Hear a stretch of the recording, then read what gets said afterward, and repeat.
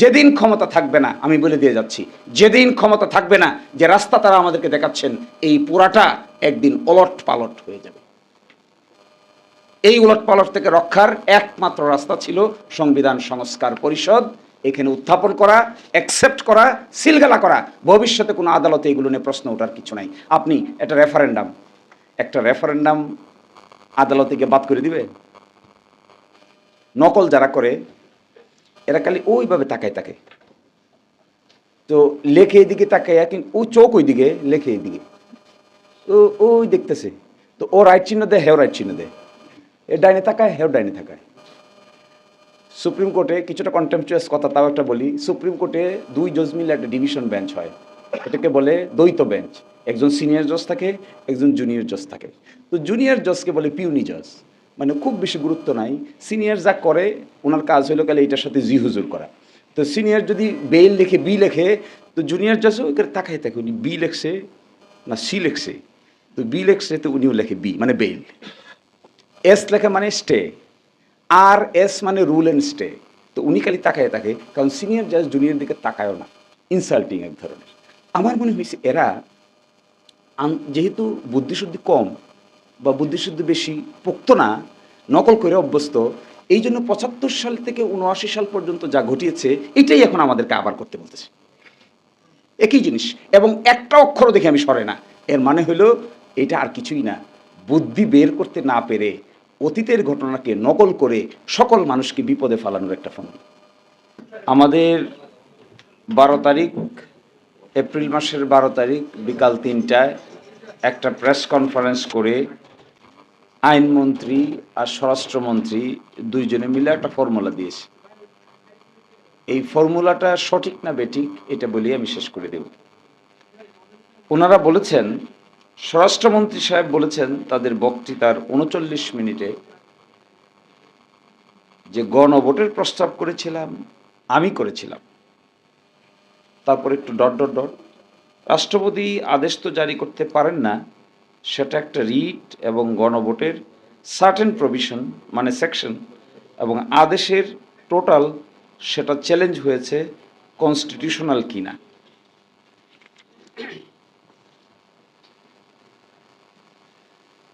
এবং বলছেন সেই জন্য এই আইন অধ্যাদেশ এবং আদেশটা যেখানে হাইকোর্টে চ্যালেঞ্জ হয়েছে সেটা পরে হাইকোর্ট কি বলে দেখি।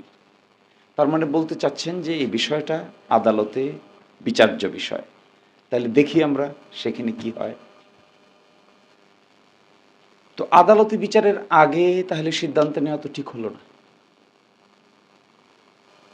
যদি তারা এটা বলে থাকেন যে বিষয়টা আদালতে বিচার্য, তা আদালতে বিচার্য, আদালতে তো কোনো সিদ্ধান্ত হয়নি এখনো, পেন্ডিং, রাইটও হয় নাই, রঙও হয় নাই। তা যদি না হয়ে থাকে তাহলে ওনারা যে নিজে নিজে সিদ্ধান্ত নিলেন যে শপথ নেবেন না, ওটা কোন আদালত?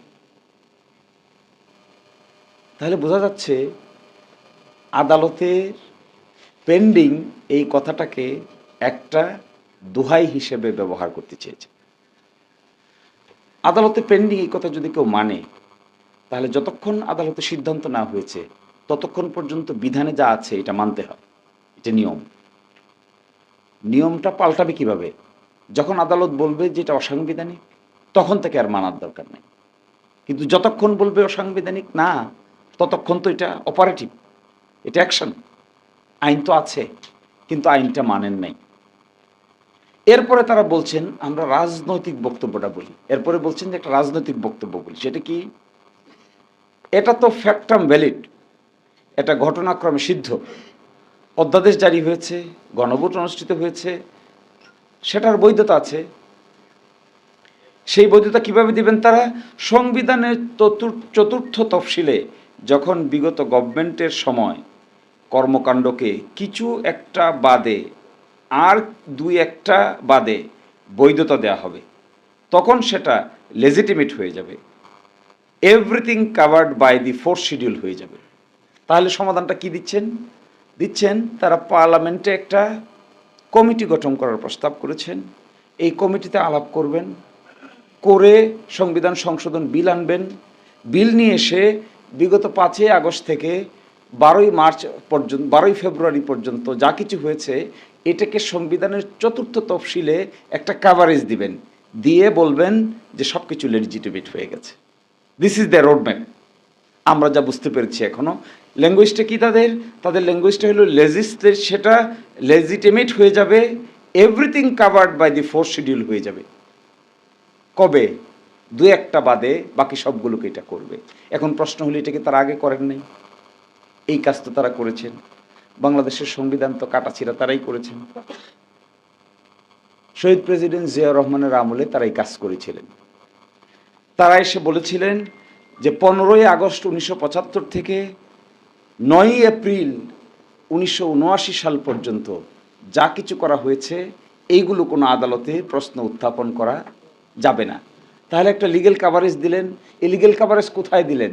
এই লিগ্যাল কাভারেজ দিলেন সংবিধানের 4র্থ তফসিলের প্যারাগ্রাফ 3A অ্যাড করে। 3A-তে গিয়ে বললেন যত মার্শাল ল, অর্ডার, রেগুলেশন, বাইলজ এতদিন থেকে এতদিন পর্যন্ত যা কিছু করা হয়েছে এগুলো কোনো আদালতে প্রশ্ন উত্থাপন করা যাবে না। 5ম সংশোধনীর মামলা শুনানির সময় বাংলাদেশের সুপ্রিম কোর্ট বলে দিছে, হু আর ইউ টু সে টেল ইট? আপনি কে? আপনি তো ইউজারপার, মানে হলো আপনি ক্ষমতা দখলদার। আপনি জলপাই কালারের বন্দুক, শার্ট প্যান্ট নিয়ে এসে ক্ষমতা দখল করে হঠাৎ করে বলতেছেন যে এই সময় থেকে এই সময় পর্যন্ত কোনো প্রশ্ন উত্থাপন করা যাবে না। এই মর্মে 5ম সংশোধনী মামলার রায় প্রকাশিত হয়েছে 1-2-2010। এটা রিভিউ হয়েছে, রিভিউর রায় হয়েছে 29-3-2011। এই 2 রায়ে 3-এর A প্যারাগ্রাফটাকে অসাংবিধানিক ঘোষণা করে দিয়েছে। আর সেই পথে এখন আবার আমাদের দেখাচ্ছে, যে পথে হেঁটে একবার বাংলাদেশের কোর্ট অসাংবিধানিক ডিক্লেয়ার করে দিয়েছে, একই পরিচিত পথ আমার মনে হয় ব্রেইনকে কাজে লাগায় নাই বা ব্রেইনকে হ্যামার করে নাই। এটা হলো অনেকটা মুখস্থ পথ। এই যে তুতা পাখির মতো তাল গাছ এক পায়ে দাঁড়িয়ে সব গাছ ছাড়িয়ে উকি মারে আকাশে, তো ওইটাও কয় তাল গাছ এক পায়ে দাঁড়িয়ে উকি মেরে। তাল গাছ তো এখন আর তাল গাছ নাই, আমরা তো এখন বট গাছ নিয়ে খেলতেছি। ওটা তো আর আগের মতো তাল গাছ নাই।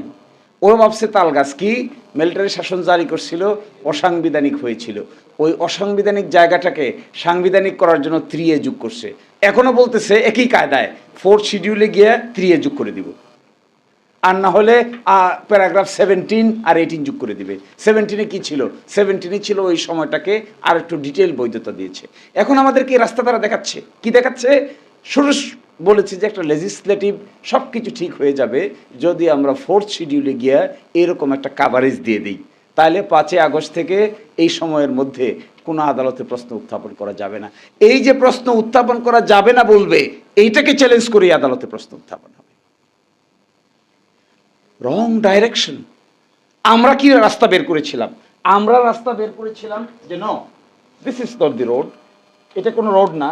আমরা বের করেছিলাম একটা গণভোট হবে, গণভোটে হা হলে সংবিধান সংস্কার পরিষদ হবে, সংবিধান সংস্কার পরিষদ 180 দিন কাজ করবে, 180 দিন কাজ করার পরে পার্লামেন্ট দ্বিকক্ষ বিশিষ্ট হয়ে যাবে, দিয়ে 180 দিনের দায়িত্ব শেষ, পার্লামেন্ট দায়িত্ব পালন করবে, নতুনভাবে এগুলোকে আমরা সিলগালা করে অগ্রসর হব।